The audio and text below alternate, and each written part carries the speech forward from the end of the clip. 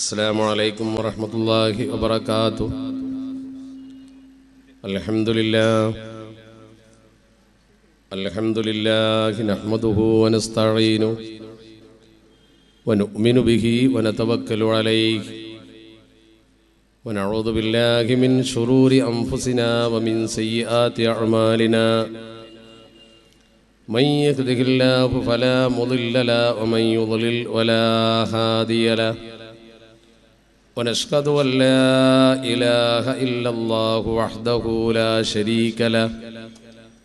ونشهد أن سيدنا محمدا صلى الله عليه وسلم عبده ورسوله أرسله إلى كافة الخلق ليظهره على الدين كله ولو كره المشركون.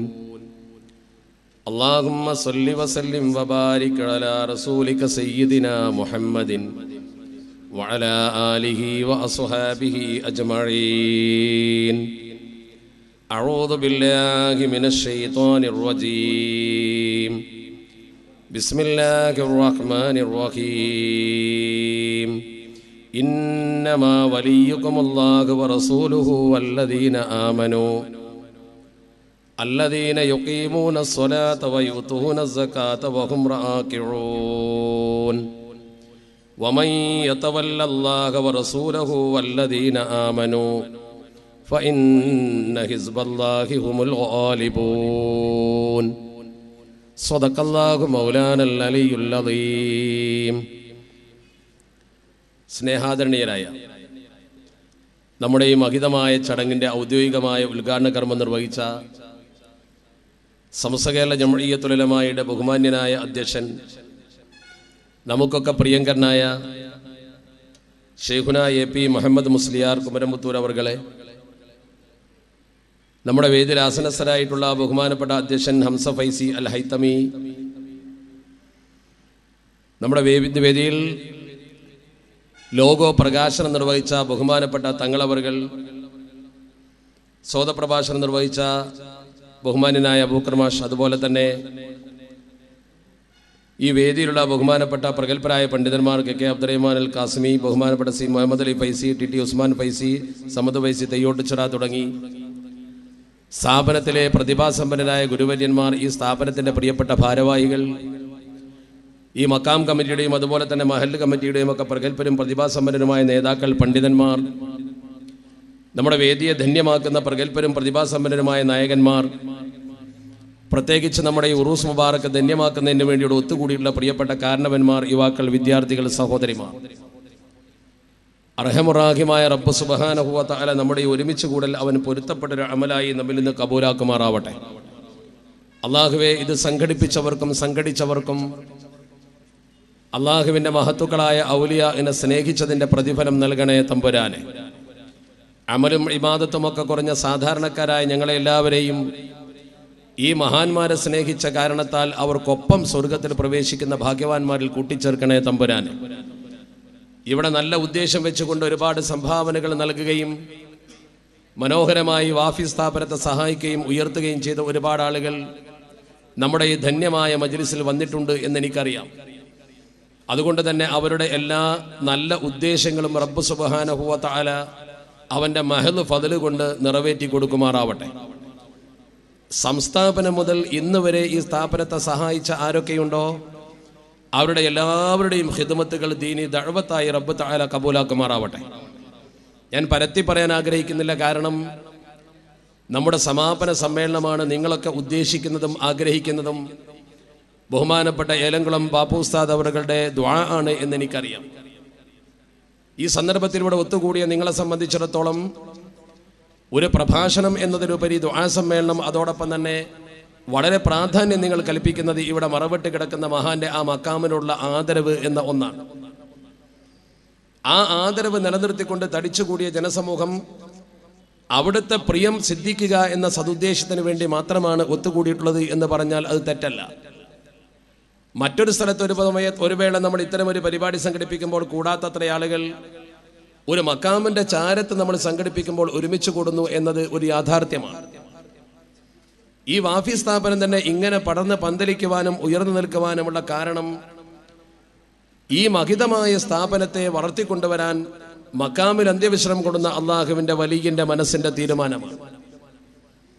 അവരല്ലാഹുവിന്റെ പരിശുദ്ധ ദീൻ മരണാനന്തരവും നടത്തിക്കൊണ്ടിരിക്കും.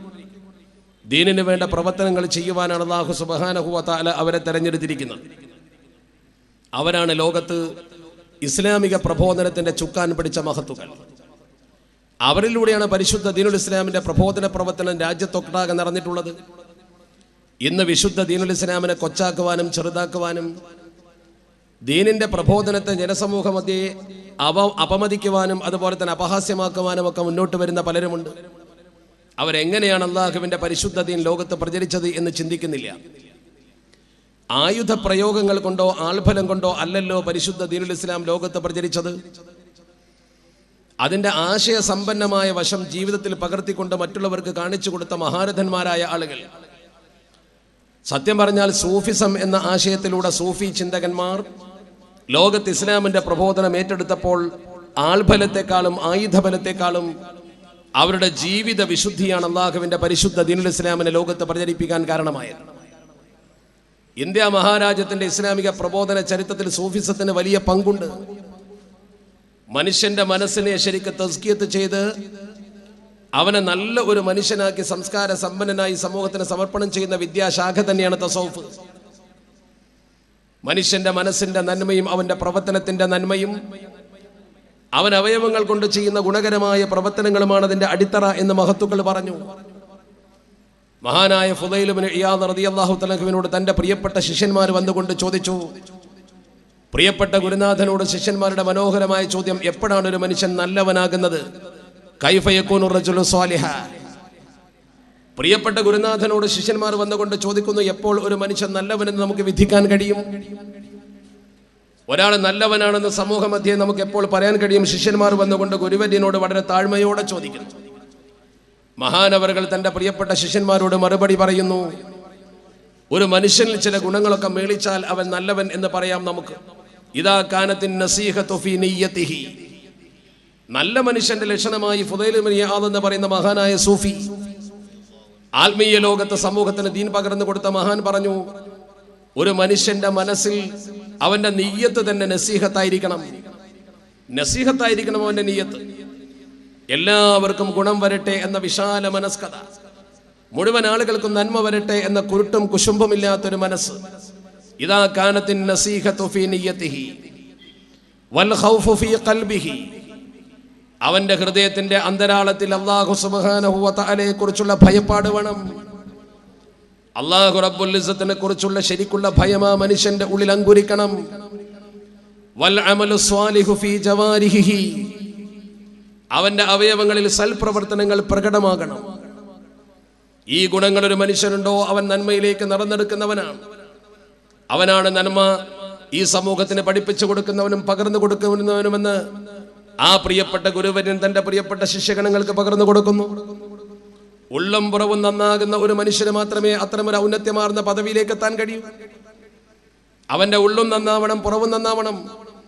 അങ്ങനെ മനുഷ്യന്റെ അന്തർഭാഗവും അവന്റെ ബാഹ്യഭാഗവും വളരെ നന്നായി സംസ്കരിച്ച സുസജ്ജനായ ഒരു മനുഷ്യനെ, മറ്റൊരു ഭാഷയിൽ പറഞ്ഞാൽ സുസംസ്കൃതനായ ഒരു മനുഷ്യനെ ഭൂമിയിലെ ജനസമൂഹത്തിന് സമർപ്പണം ചെയ്യുന്ന പ്രക്രിയക്കാണല്ലോ തസൗഫിന്റെ പ്രവർത്തനം എന്ന് പറയുന്നത്.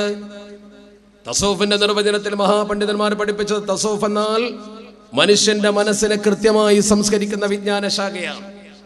അത്തസൗഫ് ഇൽമുൻ തുഅറഫു ബിഹി അഹ്വാലു തസ്കിയത്തുൻ നുഫൂസ്. തസ്കിയത്തുൻ നുഫൂസിന്റെ അവസ്ഥകളെ കുറിച്ച് കൃത്യമായി സമൂഹത്തെ പഠിപ്പിക്കുന്ന വിജ്ഞാന ശാഖ. ഒരു മനുഷ്യന്റെ മനസ്സിനെ എങ്ങനെ സംസ്കൃതമാക്കാം, ആ മനുഷ്യനെ എങ്ങനെ സംസ്കരിച്ചെടുക്കാം? അവന്റെ മനസ്സിനെ സംസ്കരിക്കുന്നതോടൊപ്പം തസ്ഫിയത്തുൽ അഖ്ലാഖ്, അവന്റെ സ്വഭാവത്തെ സംശുദ്ധീകരിക്കുക, സ്വഭാവത്തെ നന്നാക്കി തെളിച്ചെടുക്കുക. വതഅമീരിൽ ലാഹിരി വൽ ബാത്തിൻ, അവന്റെ ഉള്ളും പുറവും ശരിക്ക് പരിപാലനം നടത്തിയിട്ട് ഉദ്ദേശം എന്താ? ലിനൈലി സഅദത്തിൽ അബദിയ, അന്തിമ വിജയം ആ മനുഷ്യന് നേടിക്കൊടുക്കുന്ന പ്രവർത്തനം. ഒരു മനുഷ്യന് അന്തിമ വിജയം നേടിക്കൊടുക്കുന്നതിന് വേണ്ടി തസ്കിയത്തുൻ നുഫൂസും തസ്ഫിയത്തുൽ അഖ്ലാഖും തഅമീറുൽ ലാഹിറും അതുപോലെ ബാത്തിനും അവന്റെ മനസ്സിനെ സംസ്കരിക്കുന്നു, അവന്റെ സ്വഭാവത്തെ നല്ല സ്വഭാവമാക്കി മാറ്റുന്നു. അതുപോലെ തന്നെ അവന്റെ ഉള്ളും പുറവും ശരിക്ക് സംസ്കൃത ചിത്തമാക്കുന്നു. ആ ഒരു സ്വഭാവം ഒരു മനുഷ്യന് കൊടുക്കുന്ന പ്രക്രിയക്കാണല്ലോ പരിശുദ്ധ ദീൻ തസൗഫ് എന്ന് പറയുന്നത്. ആ തസൗഫാണ് ലോകത്ത് സൂഫികളെ സൃഷ്ടിച്ചത്. ആ സൂഫിസമാണ് ലോകത്തെ മനുഷ്യ മനസ്സുകൾക്ക് അള്ളാഹുവിന്റെ പരിശുദ്ധ ദീനുൽ ഇസ്ലാമിന്റെ ധന്യമായ മുഖം തുറന്നു കൊടുത്തത്. അപ്പോഴാ ലോകത്ത് ഇസ്ലാമിലേക്ക് ആളുകൾ ആകർഷിക്കപ്പെട്ടത്. ആയുധബലം കൊണ്ടൊന്നും ലോകത്ത് പരിശുദ്ധ ദീനുൽ ഇസ്ലാമിലേക്ക് ആളുകൾ ആകർഷിക്കപ്പെട്ടിട്ടില്ല. ഇസ്ലാമിക സമൂഹത്തിന്റെ ചരിത്ര ചിത്രം പരതുമ്പോൾ വിശുദ്ധ ദീനുൽ ഇസ്ലാമിന് ലോകം ഉൾക്കൊള്ളത് ഈ നീതിബോധത്തോടെ മനോഹരമായി അല്ലാഹുവിന്റെ പരിശുദ്ധ ദീനുൽ ഇസ്ലാമിന് സമൂഹത്തിന് പരിചയപ്പെടുത്തി കൊടുത്തപ്പോഴാണ്. അത് ഭരണാധികാരിയാണെങ്കിലും ശരി, സാധാരണക്കാരനാണെങ്കിലും ശരി, ആരാണെങ്കിലും ശരി. ഇന്നിപ്പോ നമ്മുടെ നാട്ടിൽ കള്ളപ്പണം പുറത്തു കൊണ്ടുവന്നതിന് വേണ്ടി നോട്ട് നിരോധിച്ചുകൊണ്ട് ജനങ്ങളെ ബുദ്ധിമുട്ടിച്ചുകൊണ്ട് പുതിയ പ്രക്രിയയിലേക്ക് സമൂഹം പോകേണ്ടി വന്ന എന്തുകൊണ്ടാ? നല്ല പ്രവർത്തനം തെറ്റായി നടപ്പാക്കിയത് കൊണ്ട് സമൂഹത്തിന് ഒരുപാട് ബുദ്ധിമുട്ടുകൾ വന്നിട്ടുണ്ട്. ആ ബുദ്ധിമുട്ടുകൾ സമൂഹം സഹിക്കുമ്പോൾ തന്നെ ചിന്തിക്കണം നമ്മൾ. അഴിമതി മുക്തമായ ഒരു സമൂഹത്തെ കെട്ടിപ്പടുത്തിരുന്നുവെങ്കിൽ സമൂഹത്തിൽ ഇങ്ങനെ സംഭവിക്കുമോ? ചിന്തിക്കും നിങ്ങൾ. അഴിമതി ഇല്ലാത്തൊരു സമൂഹത്തെ കെട്ടിപ്പടുക്കാൻ നമുക്ക് സാധ്യമാകുമോ? എങ്ങനെ സാധ്യമാകും? ഈ സമൂഹത്തിന് ഈ പറഞ്ഞ ശുദ്ധമായ മനസ്സും സംസ്കൃത ചിത്തമായ സ്വഭാവവും അള്ളാഹുവിനെ ഭയപ്പെടുന്ന ഒരു മനുഷ്യന്റെ പ്രകൃതവും ഉണ്ടെങ്കിൽ സാധിക്കും. ആ പ്രകൃതം നഷ്ടപ്പെടുന്നവനൊരിക്കലും അതിന് സാധ്യമല്ല. ഒരു ഭരണാധികാരി നമ്മുടെ രാജ്യത്തെ കള്ളപ്പണം പുറത്തു കൊണ്ടുവരുന്നതിന് വേണ്ടി ചെയ്യുന്ന പ്രവർത്തനങ്ങൾ നോക്ക് നിങ്ങൾ. ഒരു ഭാഗത്ത് നോട്ട് നിരോധിച്ചുകൊണ്ട് സാധാരണക്കാരനെ ക്യൂ നിർത്തുന്ന പ്രവർത്തനം, 700 കോടിയിൽ പരം രൂപ വായ്പ എടുത്ത ആളുകൾക്ക് അത് അടക്കേണ്ട വിധത്തിൽ അടക്കാൻ അവർക്ക് സാധ്യമായിട്ട് പോലും അവസരം കൊടുത്തുകൊണ്ട് എഴുതി തള്ളുന്ന അവസ്ഥ, കോടിക്കണക്കിന് കിട്ടാക്കണമെന്ന് പറഞ്ഞുകൊണ്ട് വമ്പന്മാരുടെ എഴുതി തള്ളുമ്പോൾ വലിയ കോടി പണം രാജ്യത്തിന് കൊടുക്കാനുള്ള ആളുകൾ വിദേശ രാജ്യത്ത് പോയി സുഖവാസം നടത്തുമ്പോൾ പാവപ്പെട്ട കർഷകനും പാവപ്പെട്ട കൂലിപ്പണിക്കാരനും ക്യൂ നിൽക്കുന്നു നോട്ട് മാറി കിട്ടാൻ. അവിടെയാണ് ഇസ്ലാമിക ഭരണാധികാരികളുടെ ചരിത്രത്തിലേക്ക് തിരിച്ചു പോകേണ്ടത് നമ്മള്. ആ ഭരണാധികാരികളുടെ ചരിത്രം പഠിക്കുമ്പോൾ ഇന്നത്തെ ഭരണാധികാരികളുടെ ജീവിത വൃത്തിയെക്കുറിച്ച് നമുക്ക് ചിന്തിക്കാൻ അവസരം കിട്ടും. ഇന്ന് നമ്മളൊക്കെ ഈ രീതിയിലുള്ള പ്രശ്നങ്ങൾക്ക് അഭിമുഖീകരിക്കുന്ന രാജ്യത്താണുള്ളതെങ്കിൽ, ഒരു നോട്ടിന്റെ മാറ്റത്തിന് വേണ്ടി പോലും ഒരു ദിവസം ചെലവഴിക്കേണ്ടി വരുന്നുവെങ്കിൽ, പൂഴ്ത്തിവെച്ച പണം പുറത്തു കൊണ്ടുവരാനാണ് ഈ പ്രവർത്തനം നമ്മുടെ രാജ്യം കൊണ്ടുവന്നതെങ്കിൽ ഓർക്കണം, പുറകോട്ട് പോകണം. ഒരു ഭാഗത്ത് രാജ്യം നന്നാക്കാനെന്ന് അവർ പറയുന്നു, മറുഭാഗത്ത് അവർ പറയുന്നതോ വമ്പൻ സ്രാവുകൾക്ക് ഇഷ്ടം പോലെ പണം എഴുതി തള്ളാൻ നമ്മുടെ റിസർവ് ബാങ്കിന് തന്നെ അധികാരം കൊടുത്തിരിക്കുന്നു. ഇത് രണ്ടും ഒരിക്കലും യോജിക്കുന്നില്ലല്ലോ. ഭരണാധികാരി ആദ്യം സംശുദ്ധമായ ജീവിതം നയിച്ച് മറ്റുള്ളവർക്ക് കാണിച്ചു കൊടുക്കണ്ടേ? അവിടെയല്ലേ വിശുദ്ധ ദീനുൽ ഇസ്ലാമിന്റെ പ്രവർത്തനത്തിന്റെ മഹത്വം നമുക്ക് ബോധ്യപ്പെടുക. അലി ഇബ്നു അബീ ത്വാലിബ് റളിയല്ലാഹു തആലയുടെ കാലഘട്ടത്തിൽ ഞാൻ ഇന്നത്തെ ഇന്ത്യൻ ഭരണാധികാരിയുടെ പ്രവർത്തനം കാണുമ്പോൾ ഓർത്തു പോവുകയാണ് സംഭവം. സ്വജനപക്ഷപാതം എന്ന് പറയുന്ന, സ്വന്തക്കാർക്ക് പണം പിൻവലിക്കുവാനും പണം കൊണ്ടുപോയി വെക്കുവാനും വിദേശ ബാങ്കിൽ നിക്ഷേപിക്കുവാനും അതുപോലെ തന്നെ താൻ തോന്നിത്തം കാണിച്ചുകൊണ്ട് ബാങ്കുകൾക്ക് കടം വരുത്തി വിദേശത്തേക്ക് പറന്നു പോകുവാനും വിജയ് മല്യ അടക്കമുള്ള ആളുകൾക്ക് അവസരം കൊടുത്തിട്ട് ഭരണകൂടത്തിന്റെ ചിത്രം നിങ്ങളുടെ മുമ്പിൽ വരട്ടെ. എന്നിട്ട് ഉമർ അൽ ഫാറൂഖ് റളിയല്ലാഹു തആല അൻഹുവിന്റെ ജീവിതത്തിലേക്ക് ഒന്ന് തിരിച്ചു പോകട്ടെ. മഹാനായ ഉമർ അൽ ഫാറൂഖ് റളിയല്ലാഹു തആല അൻഹുവിന്റെ പ്രിയപ്പെട്ട പുത്രി, ആ പ്രിയപ്പെട്ട മകൾ, അള്ളാഹുവിന്റെ പരിശുദ്ധ ദീൻ നമ്മളെ പഠിപ്പിക്കുന്ന സത്യം നിങ്ങളൊന്ന് ഓർത്ത് നോക്ക്. സൈനബ് ബിൻത് അലി എന്ന് പറയുന്ന പാവപ്പെട്ട പെൺകുട്ടി ഒരു വിശുദ്ധമായ പെരുന്നാളിന്റെ ദിനത്തിൽ പെരുന്നാൾ ആഘോഷിക്കുക എന്ന സന്തോഷത്തിന് വേണ്ടി മാത്രം പൊതുഖജനാവിൽ ഏതോ യുദ്ധം മുതൽ പിടിച്ചുകൊണ്ടുവന്നപ്പോൾ എടുത്തു വെച്ച ഒരു മനോഹരമായ മാല കാണുന്നു. ആ മനോഹരമായ മാല ഏതാനും ദിവസം അണിയാൻ ആ പെണ്ണിന് മോഹം വരുന്നു. വിശുദ്ധമായ പെരുന്നാളിന്റെ 3 ദിവസം മാത്രം ഞാൻ ആ മാലയൊന്ന് അണിയട്ടെ എന്ന് പറഞ്ഞുകൊണ്ട് ഖജനാവിന്റെ താക്കോൽ കയ്യിൽ വെച്ചിട്ടുള്ള ഇബ്നു അബൂ റാഫി എന്ന് പറയുന്ന മഹാനായ അബൂ റാഫിനെ ഇബ്നു അബൂ റാഫിനെ സമീപിക്കുന്നു. ഇബ്നു അബി റാഫിനെ സമീപിക്കുന്നു. അദ്ദേഹത്തെ സമീപിച്ചുകൊണ്ട് അദ്ദേഹത്തോട് പറഞ്ഞു, നിങ്ങൾ എനിക്ക് ആ മാല ഒന്ന് തരുന്നുവെങ്കിൽ ഞാൻ 3 ദിവസം അത് അണിഞ്ഞുകൊണ്ട് പെരുന്നാളിന്റെ 3 ദിവസം കഴിഞ്ഞ് 4ാമത്തെ ദിവസം പൊതുഖജനാവിൽ കൊണ്ടുവന്ന് നിങ്ങളുടെ കയ്യിൽ അത് ഏൽപ്പിക്കും. നിരുപദ്രവകരമായൊരു പ്രവർത്തനം 3 ദിവസത്തിനുള്ളിൽ തിരിച്ചേൽപ്പിക്കും ഞാൻ. നല്ല രത്നഖചിതമായ മനോഹരമായ ഒരു മാല താരീഖിൽ ഈ ചരിത്രം ഉദ്ധരിക്കുന്നിടത്ത് പറയുന്നുണ്ട്, വകാന ഫീ ബൈതി മാലിൽ മുസ്ലിമീന ഇഖ്ദും മിനൽ ലുഅ്ലുഇ സമീൻ. നല്ല മനോഹരമായ വിലപിടിപ്പുള്ള ഒരു മാല മുസ്ലിങ്ങളുടെ പൊതുഖജനാവിലുണ്ടായിരുന്നു. ആ പൊതുഖജനാവിലെ മാല ഒന്നണിയാൻ ഈ പെൺകുട്ടി തന്റെ പ്രിയപ്പെട്ട പിതാവിന്റെ ജോലിക്കാരനായ ഖലീഫയുടെ ഉദ്യോഗസ്ഥനായ അബൂ റാഫി എന്ന് പറയുന്ന ആ കാവൽക്കാരന്റെ അടുത്ത് ചെന്നുകൊണ്ട് പറഞ്ഞു, 3 ദിവസത്തേക്ക് എനിക്കത് കെട്ടാൻ വേണം. ചോദിക്കുന്നത് ഖലീഫയുടെ പ്രിയപ്പെട്ട മകൾ സൈനബ്. ചോദിക്കുന്നത് വെറും 3 ദിവസത്തേക്ക്. 4-ാം ദിവസം തിരിച്ചു കൊണ്ടുവന്ന് വെക്കുമെന്ന് ഉറപ്പ്. യാതൊരു തരത്തിലും ബാധിക്കാത്ത ആ പ്രവർത്തനം, ഈ മാല തേഞ്ഞു പോവില്ലല്ലോ. അതൊന്ന് വായ്പയായി കൊടുത്താൽ എന്താ കുഴപ്പം? കൊടുത്തോ. ആ പെൺകുട്ടി മാലയണിഞ്ഞുകൊണ്ട് പെരുന്നാൾ സുദിനത്തിൽ കൂട്ടുകാരികൾക്കൊപ്പം തുള്ളിച്ചാടി സന്തോഷം കൊണ്ട്. ആ പ്രായത്തിൽ ഒരു പെൺകുട്ടിക്ക് നല്ല രത്നമാല മാറിലണിയാൻ അവസരം കിട്ടിയാൽ എന്തൊരു സന്തോഷമാണ്. സന്തോഷം പ്രകടിപ്പിച്ചുകൊണ്ട് പെൺകുട്ടി കുട്ടികൾക്കിടയിൽ കളിച്ചും ചിരിച്ചും ഓടുമ്പോൾ മഹാനായ ഉമറുൽ ഫാറൂഖ് ബഹുമാനപ്പെട്ട അലി ഇബ്നു അബീ ത്വാലിബ് റളിയല്ലാഹു തആല തന്റെ മകളെ കണ്ടു. റആഹാ അബൂഹാ. പിതാവ് കണ്ടപ്പോൾ വിളിച്ചുകൊണ്ട് ചോദിച്ചു, മിൻ ഐന ലകി ഹാദാ? എവിടുന്ന് കിട്ടി മോളെ നിനക്കത്? ഞാൻ പൊതുഖജനാവിൽ നിന്ന് 3 ദിവസത്തേക്ക് വായ്പ എടുത്തണിഞ്ഞതാ. 4-ാം ദിനം തിരിച്ചു കൊടുക്കുമെന്ന് കൃത്യമായി ഞാൻ സൂക്ഷിപ്പുകാരനോട് പറഞ്ഞിട്ടുണ്ട്. സൂക്ഷിപ്പുകാരൻ തന്നതാണോ? അതെ. ഉടനെ തന്നെ ബഹുമാനപ്പെട്ടവർ ഹാജരാക്കി തന്റെ ഖജനാവിന്റെ സൂക്ഷിപ്പുകാരനെ.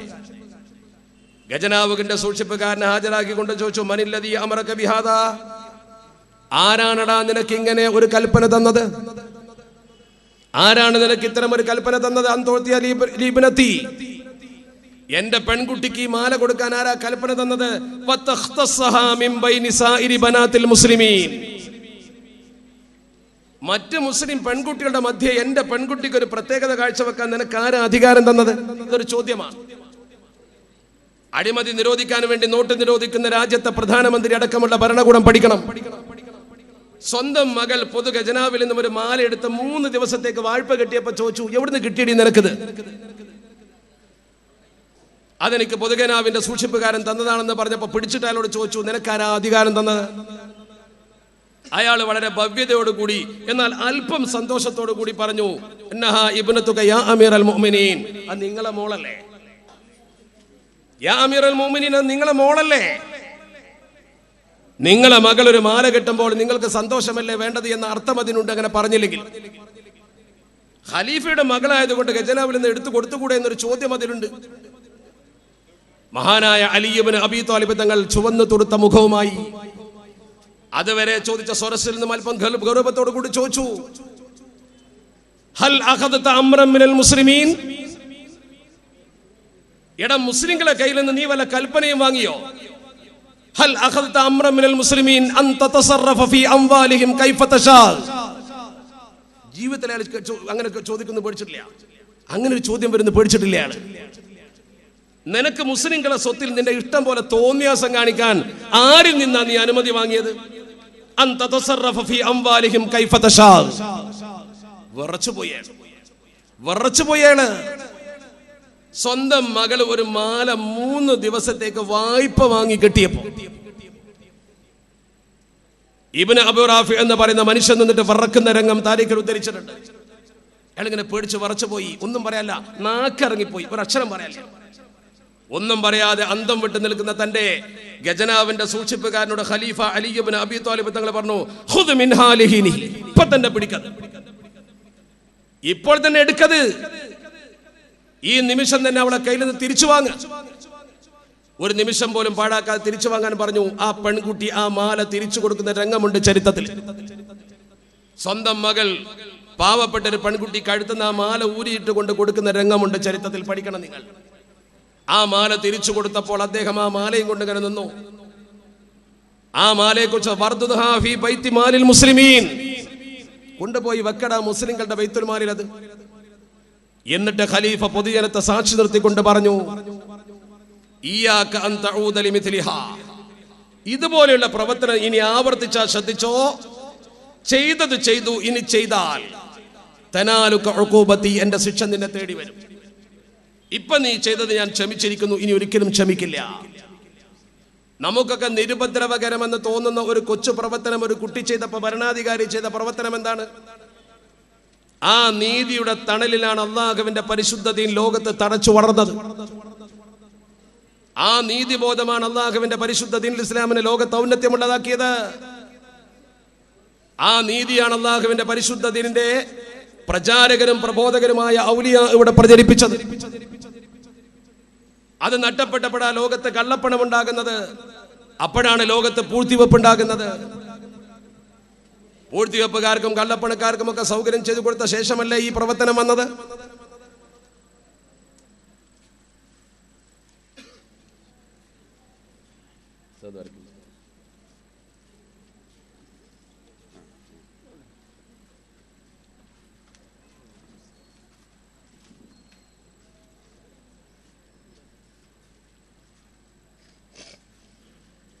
നമ്മുടെ ബഹുമാന്യരായ ഉസ്താദുകൾ സ്റ്റേജിൽ നിന്ന് പോവുകയാണ്. അള്ളാഹു അദ്ദേഹത്തിന് ദീർഘായുസ്സും ആഫിയത്തും കൊടുക്കുമാറാവട്ടെ.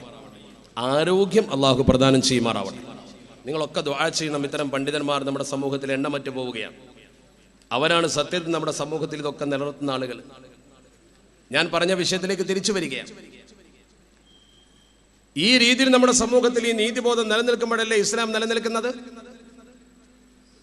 ഇപ്പോൾ തന്നെ നിങ്ങൾ കണ്ടോ, നോട്ട് നിരോധിച്ചപ്പോൾ സ്വിസ് ബാങ്കിൽ നിക്ഷേപിക്കാൻ നേരത്തെ അവസരമുണ്ട്, സ്വർണം വാരിക്കൂട്ടാൻ അവസരമുണ്ട്. അതുപോലെ തന്നെ പല ആളുകൾക്കും റിയൽ എസ്റ്റേറ്റ് മാഫികളായി മാറി പണം കുന്നുകൂട്ടാൻ അവസരമുണ്ട്. സാധാരണക്കാരനെ ബാധിക്കുന്ന തരത്തിലുള്ള ഒരു കോപ്പരാട്ടിത്തരമായി പോയി ഈ പ്രവർത്തനം. നിരോധനത്തെ കുറ്റപ്പെടുത്താൻ പറ്റില്ല. നിരോധനം ആവശ്യമാണ്. പലപ്പോഴും രാജ്യത്ത് നോട്ട് മാറ്റലും ജനസമൂഹത്തിന് പുതിയ നോട്ട് എത്തിക്കലും ഒക്കെ നടന്നിട്ടുണ്ട്. പക്ഷേ ജനങ്ങളെ ബുദ്ധിമുട്ട് കുറച്ച് ഗൗരവ. അരുൺ ഷൂരി പറഞ്ഞ വാക്കാണ് എനിക്ക് ഓർമ്മ വരുന്നത്. ഇനിയെങ്കിലും രാജ്യത്ത് നിങ്ങൾ പ്രധാനമന്ത്രിയെ തെരഞ്ഞെടുക്കുമ്പോൾ പെണ്ണുങ്ങളും കുട്ടികളുള്ള പ്രധാനമന്ത്രിയെ തെരഞ്ഞെടുക്കുക, എന്നാലേ മനുഷ്യന്റെ ബുദ്ധിമുട്ട് മനസ്സിലാവുള്ളൂ. അത് മാത്രമേ എന്നെ കുറിച്ച് എനിക്ക് പറയാനുള്ളൂ. അങ്ങനെ ആയിരുന്നുവെങ്കിൽ ഇങ്ങനെ സംഭവിക്കുമായിരുന്നില്ല എന്നാണ് അദ്ദേഹം പോലും പറഞ്ഞത്. ഞാൻ തിരിച്ചു വരുന്നു പറഞ്ഞ വിഷയത്തിലേക്ക്.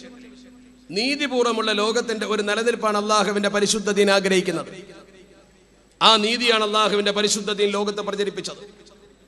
മഹാനായ ഉമൈർ ബിൻ സഅദ് റളിയല്ലാഹു തആല ഇംസിന്റെ മണ്ണിൽ ചെന്നുകൊണ്ട് ഒരു പ്രസംഗം ചെയ്തിട്ടുണ്ട് ചരിത്രത്തിൽ.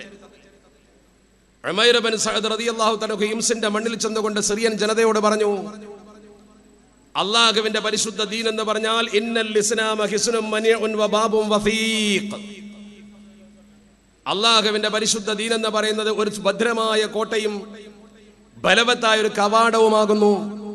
നല്ല ബലവത്തായ ഒരു കവാടം കടന്നുകൊണ്ട് നല്ലൊരു കോട്ടയിലേക്ക് വന്നാൽ ഇസ്ലാമായി. നിങ്ങൾ ഈ ക്യാമ്പസിൽ ഇരിക്കും പോലെ ഗേറ്റ് കടന്നു വന്ന് നിങ്ങൾ ഈ ക്യാമ്പസിൽ ഇരിക്കുന്നു. അദ്ദേഹം ഉപമിച്ചത് ഒരു ക്യാമ്പസിലെ നല്ല മനോഹരമായ ഒരു ഗേറ്റും ഒരു കോട്ടയും.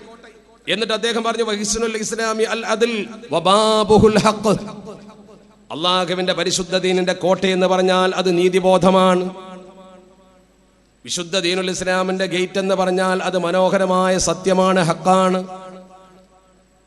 വഹിസ്നുൽ ഇസ്ലാമി അൽ അദ്ൽ വബാബുൽ ഹഖ്. വിശുദ്ധ ദീനുൽ ഇസ്ലാമിന്റെ വളർച്ചയുടെ ഏറ്റവും വലിയ ചവിട്ടുപടി സത്യവും നീതിയുമാണ്, അദ്ലും ഹഖുമാണ്.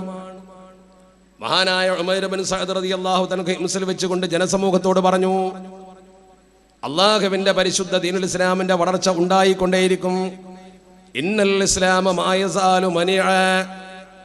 വിശുദ്ധ ദീനുൽ ഇസ്ലാം ലോകത്ത് ശക്തി പ്രാപിച്ചുകൊണ്ടേയിരിക്കും. അല്ലാഹുവിന്റെ പരിശുദ്ധ ദീൻ ലോകത്ത് ശക്തിപ്പെട്ടുകൊണ്ടേയിരിക്കും. അസ്തദ്ദ സുൽത്താൻ.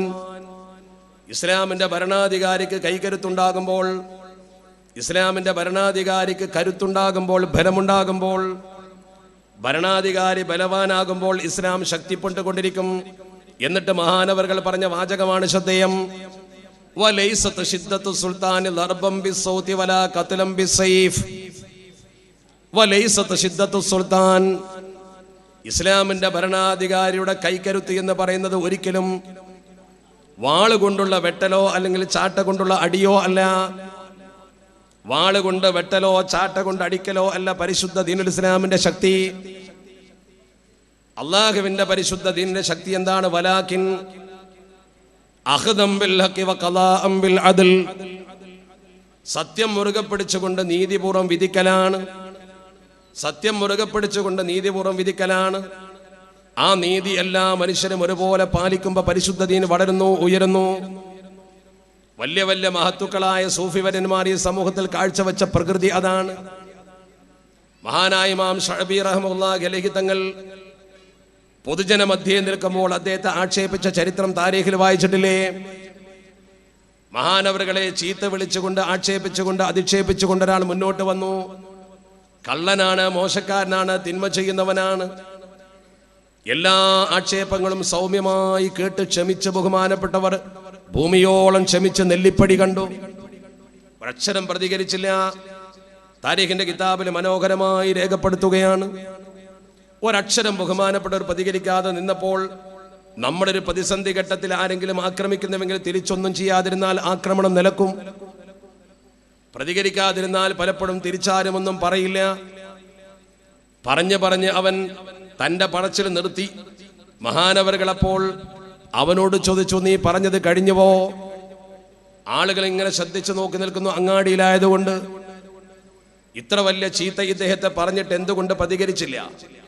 മഹാനവറുകളതാ പ്രതികരിക്കാൻ മുന്നോട്ട് വരുന്നു. അതുവരെ അവൻ പറഞ്ഞ ആക്ഷേപഹാസ്യങ്ങൾ മുഴുവൻ കേട്ട് ക്ഷമിച്ചുകൊണ്ട് അവസാനം 2 വാചകം, ഇൻ കുന്ത സാദിഖൻ, നീ സത്യമാണ് പറഞ്ഞതെങ്കിൽ ഫഅഫറല്ലാഹു ലീ, നീ പറഞ്ഞതൊക്കെ സത്യമാണെങ്കിൽ പടച്ചറബ് എനിക്ക് പുറത്തു തരുമാറാവട്ടെ. വഇൻ കുന്ത കാദിബ, നീ പറഞ്ഞതൊക്കെ കളവാണെങ്കിൽ ഫഅഫറല്ലാഹു ലക, അല്ലാഹു നിനക്കും പുറത്തു തരട്ടെ. ആ പറഞ്ഞ വാചകത്തിന്റെ ഗൗരവവും ഗാംഭീര്യവും ഒന്ന് നോക്ക് നിങ്ങൾ. നീ ഇതുവരെ എന്നെക്കുറിച്ച് പറഞ്ഞ കുറ്റമൊക്കെ സത്യമാണെങ്കിൽ എനിക്കല്ല പൊറുക്കട്ടെ. നീ ഇതുവരെ പറഞ്ഞത് മുഴുവൻ കളവാണെങ്കിൽ പടച്ചറബ് നിനക്കും പൊറുക്കട്ടെ, പോയിക്കൊള്ളുക. ഈ നല്ല സംസ്കാരത്തിന്റെ ഒരു ബഹിസ്ഫുരണമാ വാചകത്തിൽ കൃത്യമായി വായിച്ചെടുത്ത കേൾവിക്കാർ ആ മനുഷ്യന്റെ മനസ്സിന് ഔന്നത്യം കൊടുത്തത് അല്ലാഹുവിന്റെ പരിശുദ്ധ ദീനാണെന്ന് തിരിച്ചറിയുകയാണ്. അവര് മുഴുവനും അല്ലാഹുവിന്റെ പരിശുദ്ധ ദീനിനെ കുറിച്ച് പഠിക്കാൻ തുനിയുകയാണ്. ആ ഒരൊറ്റ സൂഫിയുടെ വാചകത്തിന്റെ ഫലമായി ഒരുപാട് ആളുകൾ പരിശുദ്ധ ദീനിന്റെ തീരത്തേക്ക് നടന്നെടുക്കുകയാണ്.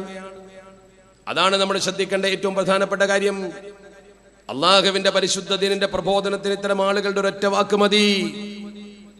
ആ ഒരൊറ്റ വാക്ക് കൊണ്ട് ജനസമൂഹം അവരെ ശരിക്കും തിരിച്ചറിയുകയാണ്.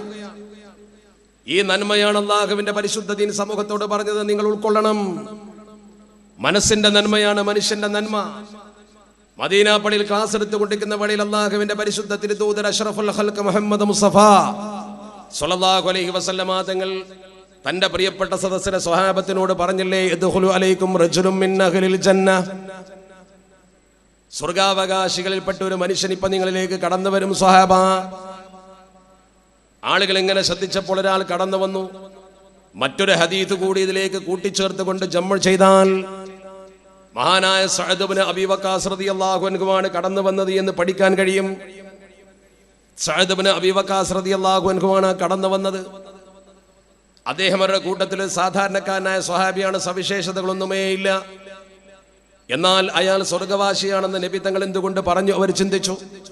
ക്ലാസ് കഴിഞ്ഞ് അദ്ദേഹത്തെ ബന്ധപ്പെടാൻ ശ്രമിച്ചപ്പോൾ കണ്ടില്ല. വീണ്ടും പിറ്റേ ദിവസം ക്ലാസ് നടക്കുന്നു. മദീനത്തെ പള്ളിയിൽ സ്ഥിരം സംവിധാനമാണ്. ക്ലാസ് ആരംഭിച്ചു. പരിശുദ്ധ പ്രവാചകർ ക്ലാസിന്റെ ഇടയ്ക്ക് വെച്ച് വീണ്ടും പറഞ്ഞു, യത്ലു അലൈക്കും റജുലുൻ മിൻ അഹ്ലിൽ ജന്ന. മറ്റൊരു ഹദീസിൽ കൂട്ടിച്ചേർത്തുകൊണ്ട് മുഅല്ലകും നഅലൈഹി ബിശിമാലിഹി, ഇടത് കൈയിൽ ചെരുപ്പ് തൂക്കി പിടിച്ചുകൊണ്ട് എന്നും കാണാം. ഒരു സൂചന കൊടുത്തുകൊണ്ട് പരിശുദ്ധ തിരുദൂതർ പറഞ്ഞപ്പോൾ സ്വഹാബത്ത് നോക്കി, കടന്നു വരുന്നത് ഇദ്ദേഹം തന്നെയാണ്. 3 ദിനം ഇത് ആവർത്തിച്ചപ്പോൾ 3-ാമത്തെ ദിവസം അദ്ദേഹം കടന്നു വന്നപ്പോൾ ഇനി അദ്ദേഹത്തെ എന്താണെങ്കിലും ശരി ഒന്ന് കണ്ട് ഇതിന്റെ കാരണം തേടിയിട്ടല്ലാതെ വിശ്രമമില്ലെന്ന് മനസ്സിലാക്കി ബഹുമാനപ്പെട്ട അബ്ദുല്ലാഹ് ഇബ്നു അംർ റളിയല്ലാഹു തആല അൻഹു അന്ന് അദ്ദേഹത്തെ പൂർണ്ണമായി നിരീക്ഷിച്ചുകൊണ്ട് ക്ലാസ് കഴിഞ്ഞ ഉടനെ പിടികൂടിക്കൊണ്ട് പറഞ്ഞു, സഹോദര, ഞാൻ ഇന്ന് എൻ്റെ വീട്ടുകാരുമായി ചെറിയ പിണക്കത്തിലാണ്. എനിക്കെൻ്റെ വീട്ടിലേക്ക് പോകാൻ കഴിയായിക കൊണ്ട് ഞാൻ എന്തു ചെയ്യണമെന്ന് ചിന്തിക്കുകയാണെന്ന് പറഞ്ഞപ്പോൾ അദ്ദേഹം ഉടനെ മറുപടി പറഞ്ഞു, പ്രതീക്ഷിച്ച മറുപടി.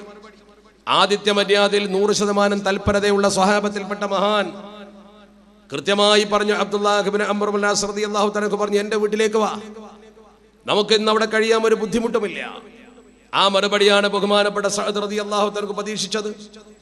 അദ്ദേഹം നേരെ അദ്ദേഹത്തിന്റെ വീട്ടിലേക്ക് പോകുമ്പോൾ മനസ്സിലുള്ള എന്താ? ബഹുമാനപ്പെട്ട അബ്ദുല്ലാഹ് ഇബ്നു അംർ റളിയല്ലാഹു തആല അദ്ദേഹത്തെ വീട്ടിലേക്ക് കൊണ്ടുപോകുമ്പോൾ എന്താ ചിന്തിച്ചത്? അദ്ദേഹം ചിന്തിച്ചത്, എന്ത് അമലാണ് ഇദ്ദേഹം രഹസ്യമായി ചെയ്യുന്നത് എന്ന് കണ്ടുപിടിക്കണം. നബിത്തങ്ങളുടെ സദസ്സിലേക്ക് വരുമ്പോൾ 3 ദിനത്തിലും നബിത്തങ്ങൾ ഈ വ്യക്തിയെക്കുറിച്ച്, സഅദിനെ കുറിച്ച് പറഞ്ഞത് റജുലുൻ മിൻ അഹ്ലിൽ ജന്ന എന്നാണ്. ഞങ്ങളെപ്പോലെ ഈ സദസ്സിൽ ഇരുന്നു കൊണ്ട് ഇൽമ പഠിക്കുന്ന ഇദ്ദേഹം സ്വർഗത്തിലേക്ക് പോകാൻ എന്ത് പുതിയ അമല ചെയ്യുന്നത്? ഏത് ദിക്റാണ്, ഏത് ഇബാദത്താണ്, എന്താണ്? കാരണം പഠിക്കണമല്ലോ. പഠിച്ചിട്ട് അത് പ്രാവർത്തികമാക്കാനാണ്, അദ്ദേഹത്തിന്റെ മഹത്വം അളക്കാനല്ല. അങ്ങനെ നല്ല നെയ്യത്തോടു കൂടി ബഹുമാനപ്പെട്ട അബ്ദുല്ലാഹ് ഇബ്നു അംർ ഇബ്നുൽ ആസ് റളിയല്ലാഹു തആല അൻഹു മഹാനവറുകൾ ഈ കാര്യത്തെക്കുറിച്ച് പഠിച്ചുകൊണ്ട് അദ്ദേഹത്തിന്റെ വീട്ടിലേക്ക് പോവുകയാണ്. പഠിക്കുന്നതിന് വേണ്ടി വീട്ടിൽ പോയി അദ്ദേഹത്തിന്റെ കൂടെ ജീവിക്കുകയാണ്. അദ്ദേഹത്തിന്റെ കൂടെ ഒരു ദിവസം പാർത്തു. രാത്രി അദ്ദേഹം എഴുന്നേൽക്കുന്നുണ്ടോ, നിസ്കരിക്കുന്നുണ്ടോ, ഖുർആൻ ഓതുന്നുണ്ടോ, ദിക്ർ ചൊല്ലുന്നുണ്ടോ, സ്പെഷ്യലായി വല്ല ഇബാദത്തിലും മുഴുകുന്നുണ്ടോ എന്ന് ചിന്തിച്ചു. ഒന്നും അദ്ദേഹത്തിൽ കാണാതെ വന്നപ്പോൾ മനസ്സിനൊരു തോന്നൽ, പിന്നെ എന്താ നബി തങ്ങൾ 3 ദിവസം ഇദ്ദേഹം സ്വർഗത്തിലാണെന്ന് പറയാൻ? ഒരുപക്ഷെ ഞാൻ ഇന്ന് വന്ന് ഒരു അതിഥിയായി ഇവിടെ സൽക്കരിക്കപ്പെട്ടത് കൊണ്ട്, എന്റെ സാന്നിധ്യം ഉള്ളത് കൊണ്ട് അദ്ദേഹം ഇന്ന് എഴുന്നേറ്റ് നിസ്കരിക്കാതിരുന്നതാവാം. നാളെ നോക്കാം. ഇന്ന് ആദ്യത്തെ ദിവസമായതുകൊണ്ട് എന്നെ ബുദ്ധിമുട്ടിക്കണ്ട എന്ന് കരുതിയാവാം. പിറ്റേ ദിവസം പരിശോധിച്ചു, അന്നും അങ്ങനെ തന്നെ. 3-ാം ദിവസവും നോക്കി, ഒരു പുതിയ അമലും പുതുതായി കാണുന്നില്ല. തഹജ്ജുദിന് എഴുന്നേൽക്കും, അത് എല്ലാവരും ചെയ്യുന്നതാണ്. പള്ളിയിൽ പോയി നിസ്കരിക്കും, റസൂലുള്ളാഹി തങ്ങളുടെ ഉപദേശം കേൾക്കും, ഇതൊക്കെ സാധാരണമാണ്.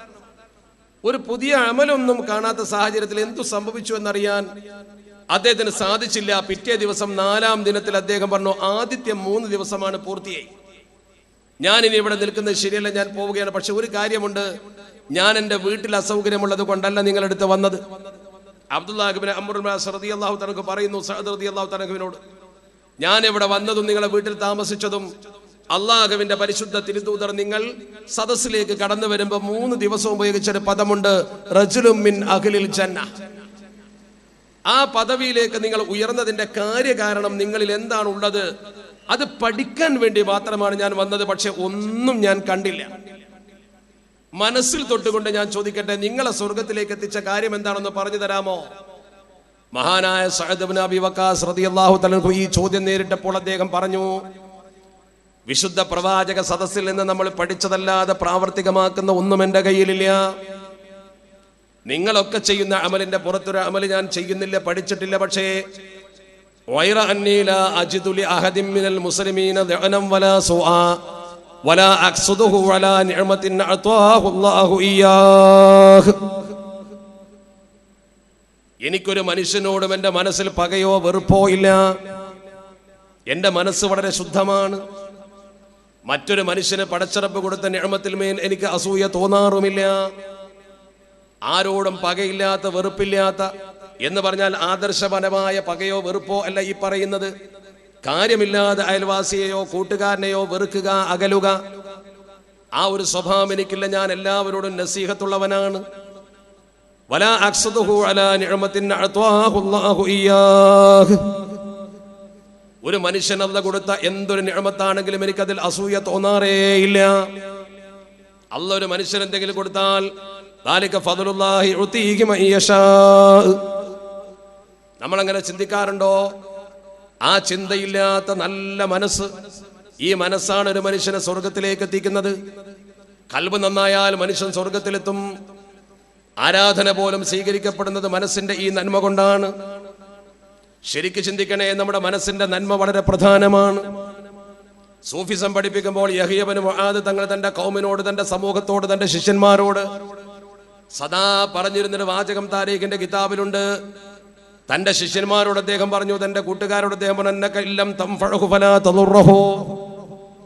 ഒരു മനുഷ്യന് നീ ഉപകാരമൊന്നും ചെയ്തില്ലെങ്കിലും ഉപദ്രവിക്കരുത് കേട്ടോ. നിന്നെ കൊണ്ടൊരു ഉപകാരവും ചെയ്യാൻ സാധിച്ചില്ലെങ്കിൽ പോലും ഉപദ്രവം സംഭവിക്കരുത്. ഇല്ലം തസുറഹു വലാ തഉമ്മഹു. ഒരു മനുഷ്യനെ നീ സന്തോഷിപ്പിക്കാൻ യോഗ്യനല്ലെങ്കിൽ പോലും ഒമ്മിലാക്കരുത്. ഒരു മനുഷ്യനെയും നീ ദുഃഖിതനാക്കരുത്. ഒരു മനുഷ്യന് ടെൻഷൻ ഉണ്ടാക്കണ പണി ചെയ്യരുത്, സന്തോഷം ഉണ്ടാക്കിയില്ലെങ്കിലും. ഇല്ലം തംദഹു ഫലാ തദുമ്മഹു. ഒരു മനുഷ്യനെ നീ സ്തുതിച്ചില്ലെങ്കിലും ആക്ഷേപിക്കരുത്. ഈ 3 അടിത്തറ തന്റെ ശിഷ്യഗണങ്ങളെ ശരിക്കും പഠിപ്പിച്ചു ബഹുമാനപ്പെട്ട യഹ്യ ഇബ്നു മുആദ് തങ്ങൾ. നമ്മളൊരു മനുഷ്യനെ സഹായിച്ചില്ലെങ്കിലും ദ്രോഹിക്കരുത്. നമ്മളൊരു മനുഷ്യനെ സന്തോഷിപ്പിച്ചിട്ടില്ലെങ്കിലും ആ മനുഷ്യനെ നമ്മൾ ടെൻഷനിലാക്കരുത്. നമ്മളൊരു മനുഷ്യനെ സ്തുതിച്ചില്ലെങ്കിലും ഗുണം പറഞ്ഞില്ലെങ്കിലും മോശം പറയാൻ പോകണ്ട. ആ രീതിയിൽ ഒരു നല്ല മനസ്സ് സൂക്ഷിക്കുവാൻ നമുക്ക് കഴിയുമോ? അത് നമുക്ക് സാധ്യമാകുമ്പോൾ സൂഫിസത്തിന്റെ മേഖലയിലേക്ക് നമ്മൾ കടന്നു വരികയാണ്. ഇവിടെ മറപ്പെട്ട് കിടക്കുന്ന മഹത്തുക്കൾ മുഴുവനും ആ ഒരു മാർഗരേഖ സ്വീകരിച്ചവരാ. അവരെ പോലുള്ള മഹാത്മാക്കളുടെ ജീവിതം പരിശോധിച്ചാൽ അവർക്കൊരു ഉസൂലുണ്ട്, അവർക്കൊരു അടിത്തറയുണ്ട്. ആ അടിത്തറയിൽ കെട്ടിപ്പടുത്ത ഒരു മഹനീയമായ പാരമ്പര്യമാണ് അവർക്കുള്ളത്. ഇബ്നു ഖൽദൂന്റെ മുഖദ്ദിമയിൽ കാണാം ഇത്തരം മഹത്തുക്കൾ അവരുടെ ജീവിതത്തിന്റെ അടിസ്ഥാന മാർഗരേഖയായി സ്വീകരിച്ചത് ഏതാനും പ്രധാനപ്പെട്ട കാര്യങ്ങളാണ്. മനുഷ്യ ജീവിതത്തിൽ പാലിക്കേണ്ട അതിപ്രധാനമായ ചില കാര്യങ്ങൾ. അവരെങ്ങനെ ഇത്തരം ഔന്നത്യമാർന്ന പദവിയിലേക്ക് ഉയർന്നു? എന്തെങ്കിലും ഒരു ദിവസം അവരെവിടെയെങ്കിലും പോയി ഒരു പച്ച ഒല്ലിയിട്ട് സമൂഹത്തിൽ വന്ന വലിയായതാണോ? ആളുകൾക്കിടയിൽ അങ്ങനെ വലിയാണെന്ന് ധരിച്ചതാണോ? അതോ സാമ്പത്തിക നേട്ടത്തിന് വേണ്ടി ജനങ്ങളെ വഞ്ചിക്കാൻ വേണ്ടി വേഷം കെട്ടിയതാണോ? അങ്ങനത്തെവരുണ്ടാകാം. പക്ഷെ ഇത്തരം മഹത്തുക്കളെ കുറിച്ച് പഠിക്കുമ്പോൾ ഇബ്നു ഖൽദൂൻ മുഖദ്ദിമയിൽ പറയുന്നു, ഈ ഒരു ഔന്നത്യമാർന്ന പദവിയിലേക്ക് മനുഷ്യൻ കടന്നു വരുന്നതിന്റെ ഇബാദത്തിന്റെ മേൽ മനുഷ്യൻ ചടഞ്ഞിരിക്കലാണ് അതിൽ ഒന്നാം ഘട്ടം. ഇത്തരം മഹത്തുക്കളൊക്കെ കാലങ്ങളോളം പടച്ചറബ് ഇബാദത്ത് ചെയ്തുകൊണ്ടിരിക്കും. അവർ ഇബാദത്തിൽ മുഴുകിക്കൊണ്ടേയിരിക്കും. അവരുടെ ഇബാദത്ത് അല്ലാഹു റബ്ബുൽ ഇസ്സത്തിനെ മാത്രം മനസ്സിൽ വെച്ചുകൊണ്ട് ഖിറാഅത്ത് പോലും ചെയ്യാത്ത ഇബാദത്ത്. അത്തരം സംശുദ്ധമായ ആരാധനാക്രമത്തിൽ വർഷങ്ങളോളം അവർ നിമഗ്നരായിരിക്കും. ചിലപ്പോൾ അവര് അന്യ സ്ഥലത്ത് പോയി ഒറ്റയ്ക്കിരുന്നു കൊണ്ട് പോലും പടച്ചറബിനെ ആരാധിക്കും. ആ ആരാധന അവരെ മനസ്സിൽ കൃത്യമായി അള്ളാഹുവിനെ കുറിച്ചുള്ള അവബോധമുണ്ടാക്കും. വൽ ഇൻകിതാഉ ഇലല്ലാഹ്. രണ്ടാമത്തേത് പടച്ചറബിലേക്ക് മുറിഞ്ഞിറങ്ങലാണ്. അള്ളാഹുവിലേക്ക് മുറിഞ്ഞിറങ്ങുക എന്ന് പറയുമ്പോൾ മറ്റൊരു ദുന്യവിയായ മോഹമില്ല. ദൈനംദിന ജീവിതത്തിൽ നാം ചെയ്യുന്ന പ്രവർത്തനങ്ങളോ നെട്ടോട്ടമോ ഒന്നും അവർക്കില്ല. അതുപോലെ തന്നെ വലിയ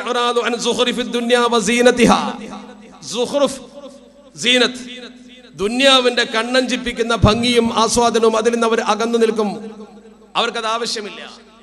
നമ്മളൊക്കെ ദുന്യാവിന്റെ പളപ്പളപ്പിലും കണ്ണഞ്ചിപ്പിലും ശരിക്കും വീണു പോകും. അവർ വീണു പോകൂല. ആധുനികതയുടെ പളപ്പളപ്പിൽ വീണു പോകാത്ത ആളാരാ? പുതിയത് എന്തൊന്ന് വന്നാലും കൈക്കലാക്കാനുള്ള മോഹമില്ലാത്ത മനുഷ്യനാരാ?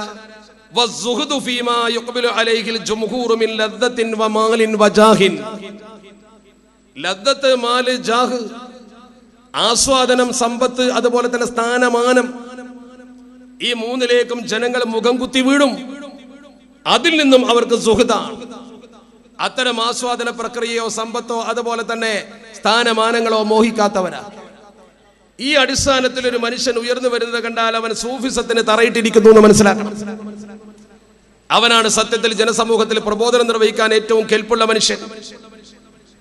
അതാണ് ശരിക്കും സൂഫി. അവനാണ് സൂഫി എന്നറിയപ്പെടുന്നത്. അവരാണ് പിന്നീട് അള്ളാഹുവിന്റെ ഔലിയാഇന്റെ ഗണത്തിലേക്ക് കടന്നു വരുന്ന മഹാത്മാക്കൾ. ആ മഹാത്മാക്കളെ സ്നേഹിക്കലും ആ മഹാത്മാക്കളുടെ മദ്ഹ് പറയലും ഒരു മനുഷ്യനെ സംബന്ധിച്ചിടത്തോളം ജീവിതത്തിൽ പരലോക നേട്ടമുണ്ടാക്കുന്ന പ്രവർത്തനമാണ്. ഇസ്ലാമിന്റെ പ്രബോധനം അവരെ കയ്യിലൂടെയാണ് നടന്നത് എന്ന് പറയുമ്പോൾ മറ്റൊന്നും ഇസ്ലാമിക പ്രബോധനത്തിന് ഇത്രമേൽ സ്വാധീനം ചെലുത്തിയിട്ടില്ല എന്ന് മനസ്സിലാക്കണം. ഇന്ത്യ മഹാരാജ്യം മുതൽ ലോകത്തെ ഏതൊക്കെ നാടുകളിൽ ഇസ്ലാമിക പ്രബോധനം നിർവഹിക്കപ്പെട്ടിട്ടുണ്ടോ പരിശോധിച്ച് നോക്ക്. നിങ്ങൾ ചരിത്രം പഠിച്ചാൽ കാണാൻ പറ്റുമല്ലോ. ആ ചരിത്രം മുഴുവൻ പഠിക്കുമ്പോൾ കാണാൻ കഴിയും അവിടെയൊക്കെ സൂഫി സ്വാധീനം വളരെ ഗൗരവമായിരിക്കും. സൂഫി എന്ന് പറഞ്ഞാൽ ശരിക്കും സഫാ ആണ്. മഹാന്മാരതിനെ രേഖപ്പെടുത്തി വെച്ച് കാണാം. ഒന്ന് സഫാ എന്ന് പറയുന്ന ശുദ്ധത അല്ലെങ്കിൽ കടഞ്ഞെടുത്തത് എന്നതിൽ നിന്നുണ്ടായ പദമാണ് സൂഫി. സൂഫ് എന്ന് പറയുന്ന കമ്പിളി പോലുള്ള പരിപരുത്ത വസ്ത്രം ധരിച്ചു എന്നതിൽ നിന്നുണ്ടായതാണ് സൂഫി. മറ്റൊരു കൂട്ടർ പറയുന്നു സൊഫ് അഥവാ അണി. നാളെ അള്ളാഹുവിന്റെ മുമ്പിൽ ഒന്നാമത്തെ അണിയിൽ അവരുണ്ടാവും. പരലോകത്ത് അണി നിരക്കുമ്പോൾ മുന്നിൽ അവരുണ്ടാകും. അതിൽ നിന്നാണ് സൂഫി ഉണ്ടായതെന്ന് പറയുന്നു, സൊഫിൽ നിന്ന്. വേറൊരു കൂട്ടർ പറയുന്നു സുഫത്തിന്റെ അഹ്ലുകാരിൽ നിന്ന്. അള്ളാഹുവിന്റെ പരിശുദ്ധ ഹബീബാകുന്ന മുത്ത് മുഹമ്മദ് മുസ്തഫ സ്വല്ലല്ലാഹു അലൈഹി വസല്ലമ തങ്ങൾ മദീനത്തെ പള്ളിയിൽ ഇരുത്തി പഠിപ്പിച്ച സമൂഹത്തിന്റെ സംസ്കരണം. അന്ന് സൂഫി എന്ന് വിളിക്കപ്പെട്ടിട്ടൊന്നുമില്ല. താരീഖിന്റെ കിതാബിൽ പറഞ്ഞ സൂഫി എന്ന് വിളിക്കപ്പെട്ടത് ഹിജ്റ വർഷം 150 മരണപ്പെട്ടു പോയ അബൂ ഹാഷിം സൂഫി എന്ന് പറയുന്ന ആളെയാണ്.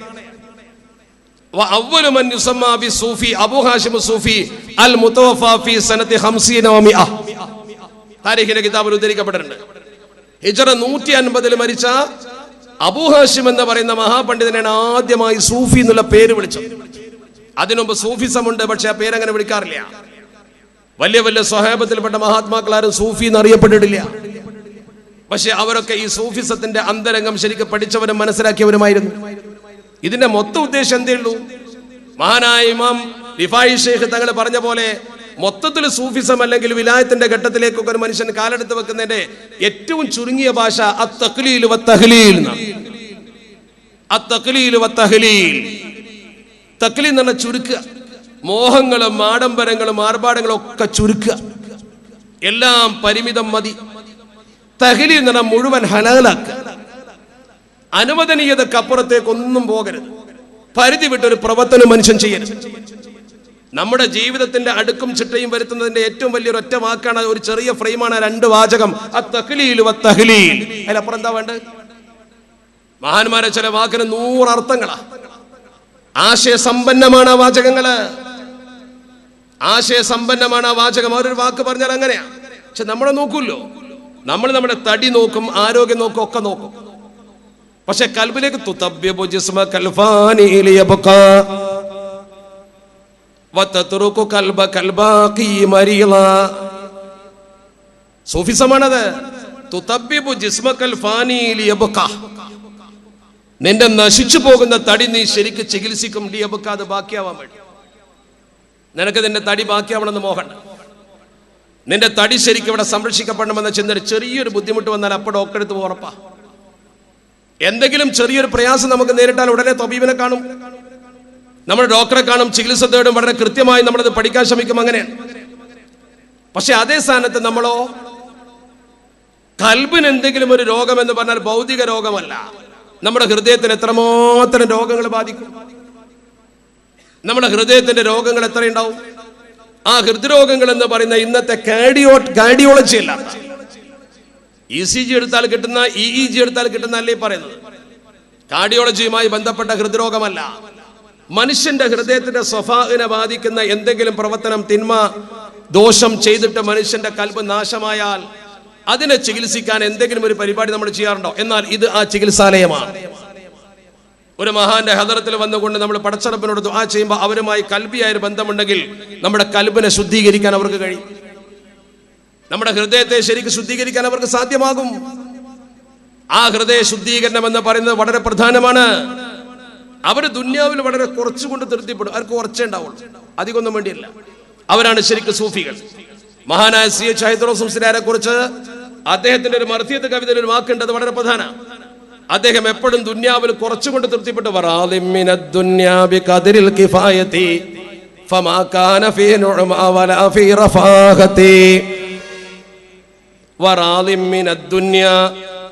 ദുന്യാവിൽ നിന്ന് ആ മനുഷ്യൻ തൃപ്തിപ്പെട്ടു. കതിരിൽ കിഫായത്തി, ഒരു കിഫായത്തിന്റെ കതിർ കൊണ്ട്, ആവശ്യത്തിൽ വേണ്ടത് മാത്രം, ആവശ്യമില്ല, അവശ്യം, അത്യാവശ്യം, അതിലപ്പുറം വേണ്ട. അതാണ്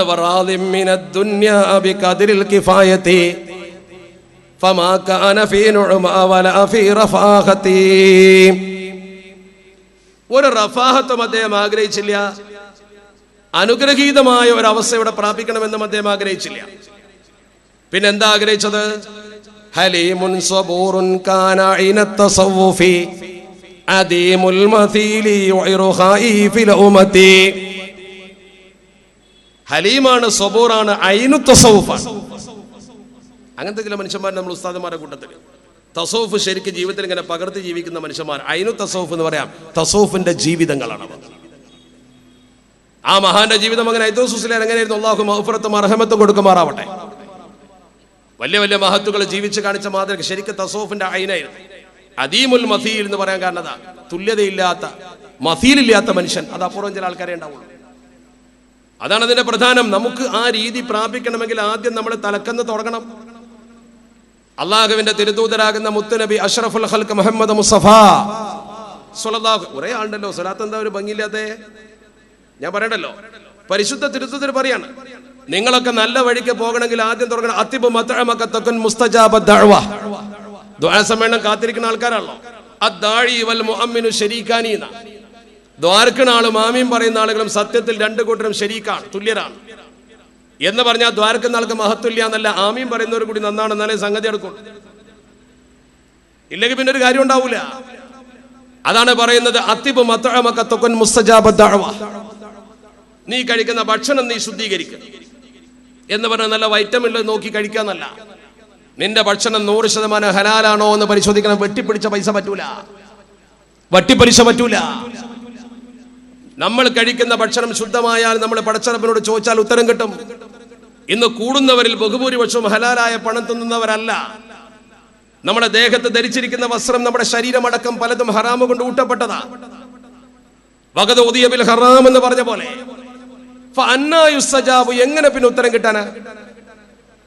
അവിടെയാണ് നമ്മൾ പടച്ചറപ്പിലേക്ക് ഖേദിച്ചു മടങ്ങേണ്ടത്. ജീവിതത്തിൽ ഇസ്ലാമിനെ ശരിക്ക് പകർത്തി തിന്നുന്നത് ഹലാലാക്കണമെന്നാണ് അള്ളാഹുവിന്റെ പരിശുദ്ധത്തിന്റെ അടിസ്ഥാനപരമായ നിർദ്ദേശം. അപ്പോഴേ നമുക്കത് കിട്ടൂ, ശരിക്കും അങ്ങനെ കിട്ടൂ.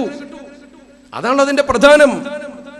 അപ്പോൾ പിന്നെ മനസ്സിലും ജീവിതത്തിലും പ്രവർത്തനത്തിലും അഴിമതിയുടെ ലാഞ്ചന ഉണ്ടാവില്ല.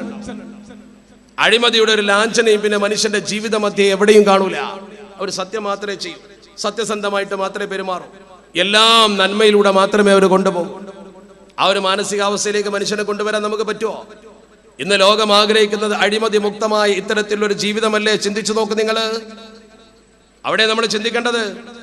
അങ്ങനെ വരുമ്പോ നമ്മൾ ശരിക്കും മനസ്സിലാക്കണം, ഇത്തരം മഹത്തുക്കൾക്ക് വലിയ വലിയ സ്വാധീനം സമൂഹത്തിലുണ്ട്. ഔലിയാഇന്റെ കറാമത്തൊക്കെ ശരിക്കും നമുക്ക് ബോധ്യപ്പെടുമ്പോൾ അവർ ജീവിച്ച ജീവിതത്തെ കുറിച്ച് നമ്മൾ മനസ്സിലാക്കണം. നമ്മൾ മൊത്തത്തിൽ ഒരു വലിയ എന്ന് പറഞ്ഞാൽ വെറും കറാമത്തിന്റെ ഉടമ പഠിച്ചിട്ടുള്ളത്. കറാമത്ത് എന്ന് പറയുന്നത് വലിയനെ സംബന്ധിച്ചിടത്തോളം നിർബന്ധമുള്ള കാര്യമൊന്നുമല്ല. പക്ഷെ വലിയിൽ നിന്ന് കറാമത്ത് ഉണ്ടാകും. കറാമത്തുണ്ടായാൽ മാത്രം വലിയാവൂല. കറാമത്തുള്ളത് കൊണ്ട് മാത്രം വലിയാവില്ല. കറാമത്ത് ചിലപ്പോൾ ആർക്കും ചെയ്യാൻ പറ്റുന്നതിന് കറാമത്ത് എന്ന് പറയില്ല. അത്ഭുത സിദ്ധികൾ ഏതൊരു മനുഷ്യനും ചെയ്യാൻ പറ്റും, പഠിച്ചാൽ മതി. അതിന് ചില വിദ്യകളുണ്ട്. അതുകൊണ്ടാണ് അഹമ്മദ് കോയ ഷാലിയാത്തി തങ്ങളുടെ ഫത്വ വന്നത്, ആകാശത്തു കൂടെ പറന്നാലും വെള്ളത്തിലൂടെ നടന്നാലും വലിയാക്കണ്ട, വലിയന്റെ പട്ടം അവന് പതിച്ചു കൊടുക്കണ്ട. അങ്ങനെ തന്നെ പറഞ്ഞിട്ടുണ്ട്. നമ്മൾ പലപ്പോഴും പറഞ്ഞില്ലേ, കടലിൽ മുസല്ലിട്ട് നിസ്കരിച്ചാലും ശരി, വായുമണ്ഡലത്തിൽ ചമ്പളം പടിഞ്ഞിരുന്നാലും ശരി, ചതി കുടുങ്ങാൻ പോണ്ട, ചതിയിൽ കുടുങ്ങണ്ട. അവൻ ഒരു വലിയായിട്ടില്ല.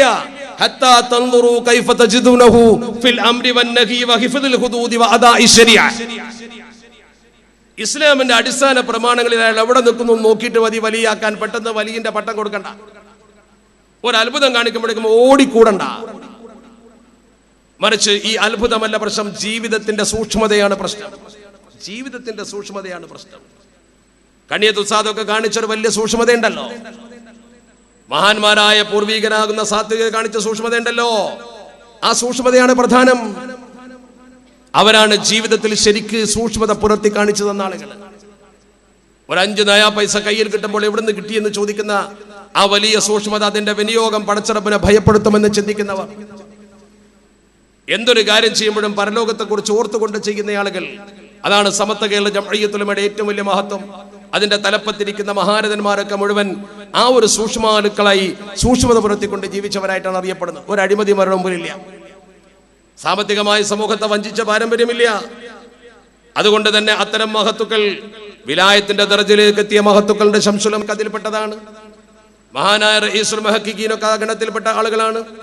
അള്ളാഹു അവരുടെയൊക്കെ ഹക്ക് ജാഗ് ബർക്കത്ത് കൊണ്ട് നമ്മുടെ നല്ല ഉദ്ദേശങ്ങളെ പൂർത്തീകരിച്ചു തരുമാറാവട്ടെ. അവർക്ക് ആ ഗണത്തിന്റെ ഭാഗമാണ്.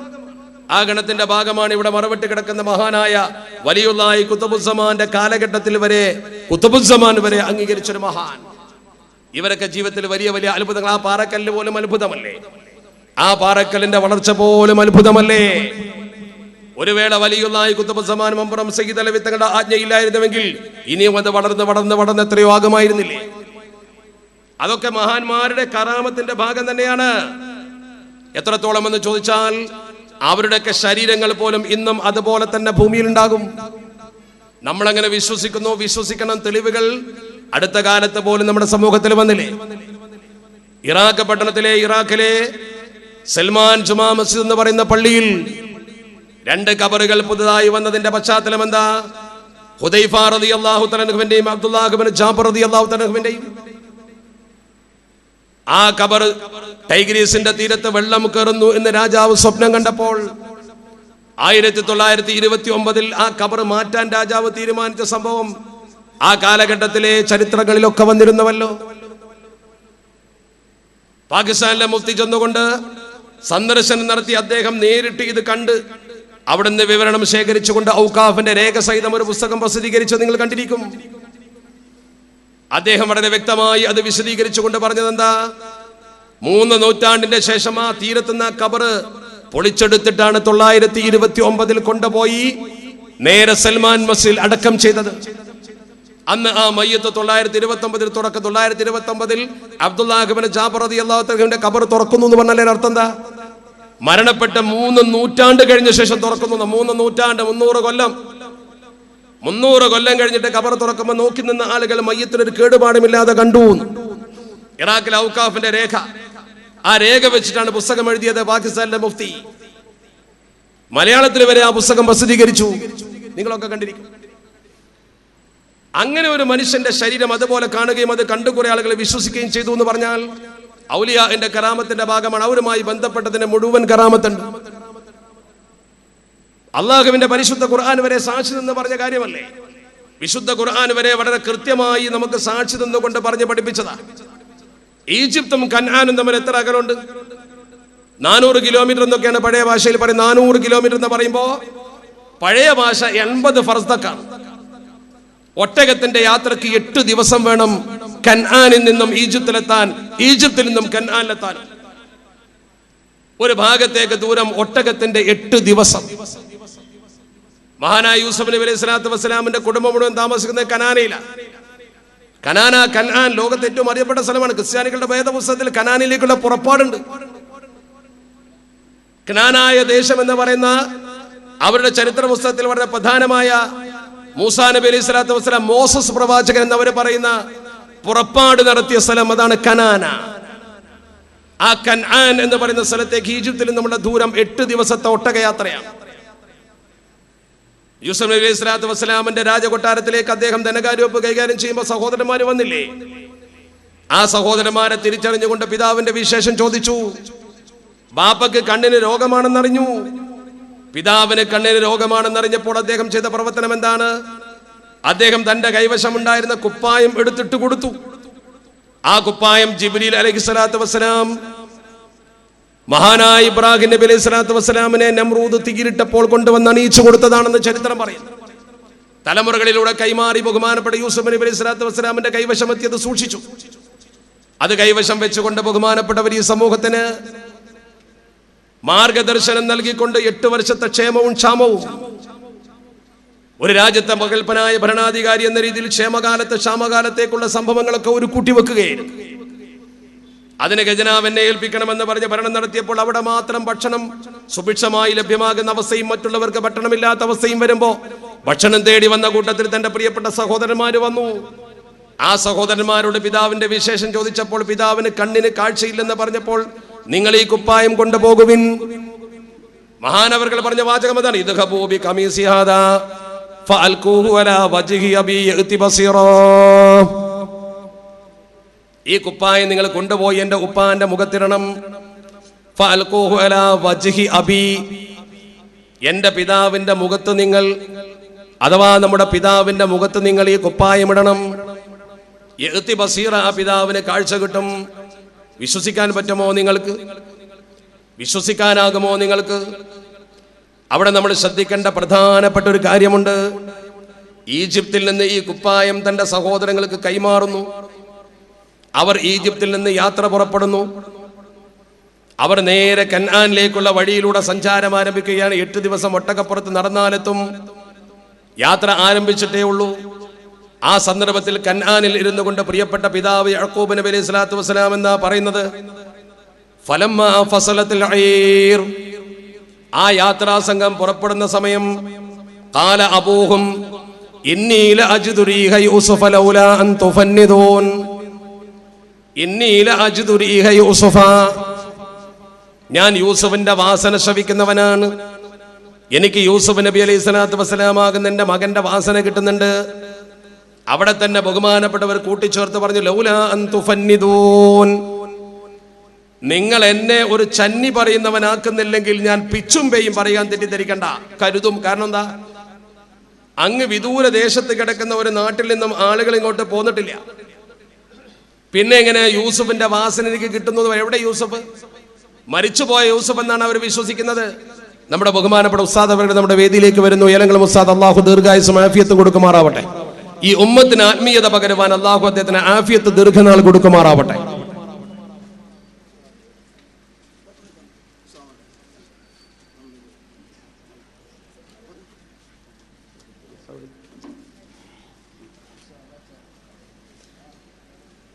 അപ്പോൾ ഈ പിതാവ് തന്റെ മകന്റെ വാസന എനിക്ക് ലഭ്യമാകുന്നു എന്ന് പറയുമ്പോൾ നിങ്ങൾ ഓർക്കണം, 8 ദിവസത്തെ വഴിദൂരത്തിന്റെ അപ്പുറത്തുനിന്ന് ഈ കുപ്പായത്തിന്റെ പേരിലാണ് ഈ വാസന കിട്ടുന്നു എന്ന് പറയുന്നത്. മരിച്ചുപോയി എന്ന് പേര് കരുതി ആളെ വാസന എനിക്ക് കിട്ടുന്നു. കുട്ടികൾ എന്താ പറഞ്ഞത്? കാലോ തല്ലാഹി ഇന്നക ലഫീ ളലാലികൽ ഖദീം. ഞങ്ങളുടെ പ്രിയപ്പെട്ട പിതാവേ, നിങ്ങൾ ഇപ്പോഴും ആ പഴയ വിഡ്ഢിത്തത്തിൽ തന്നെയാണ്, നിങ്ങൾ ഇപ്പോഴും ആ പഴയ വഴികേടിന്റെ ഉടമ തന്നെയാണ്. എന്ത് വിഡ്ഢിത്തമാണ് നിങ്ങൾ ഈ പറയുന്നത്? ഞാൻ ചുരുക്കി പറയട്ടെ, പക്ഷേ ചരിത്രം സാക്ഷി നിൽക്കുന്നു. ഫലമ്മാ അൻ ജാ അൽ ബഷീർ, സന്തോഷ വാർത്തയുമായി കുപ്പായം കൊണ്ടവർ വന്നു. അൽഖാഹു അലാ വജ്ഹി ഫർതദ്ദ ബസീറ, പിതാവിന്റെ മുഖത്ത് ആ കുപ്പായമിട്ടു. പിതാവിന് നല്ല കാഴ്ച കിട്ടി. പിതാവിന് നല്ല സുന്ദരമായ കാഴ്ച കിട്ടിയപ്പോൾ പിതാവ് തന്റെ പ്രിയപ്പെട്ട മക്കളോട് ചോദിച്ചു, കാല അലം അഖുല്ലകും ഇന്നി അഅലമു മാ ലാ തഅലമൂൻ. മക്കളെ, നിങ്ങൾക്കറിയാത്ത സത്യം എനിക്കറിയുമെന്ന് ഞാൻ നിങ്ങളോട് നേരത്തെ പറഞ്ഞില്ലേ? ഈ കുപ്പായം പുറപ്പെട്ടപ്പോഴാണ് എനിക്ക് യൂസഫിന്റെ വാസന കിട്ടിയതെന്ന് ഞാൻ പറഞ്ഞത്. അപ്പോഴാണ് മക്കൾ പറഞ്ഞത്, ഞങ്ങളുടെ പ്രിയപ്പെട്ട ബാപ്പ, ഞങ്ങൾക്ക് വേണ്ടി നിങ്ങൾ പടച്ചറപ്പിനോട് പൊറുക്കലിനെ തരണം. മാത്രമല്ല ഇന്നാ കുന്നാ ഖാതിഈൻ, ഞങ്ങൾക്ക് പിഴച്ചു പോയി എന്ന് മക്കൾ പറഞ്ഞു. ഒരു പിതാവിന്റെ മുഖത്ത് കുപ്പായം കൊണ്ടുപോയി ഇട്ടപ്പോൾ ആ പിതാവിന്റെ കണ്ണിന് കാഴ്ച തിരിച്ചു കിട്ടിയെന്ന് മാത്രമല്ല, 8 ദിവസത്തെ വഴിദൂരമുള്ള സ്ഥലത്തുനിന്നും അത് പുറപ്പെട്ടപ്പോൾ തന്നെ വാസന ഇവിടെ കിട്ടി. വിശ്വസിക്കാൻ പറ്റുമോ നിങ്ങൾക്ക്?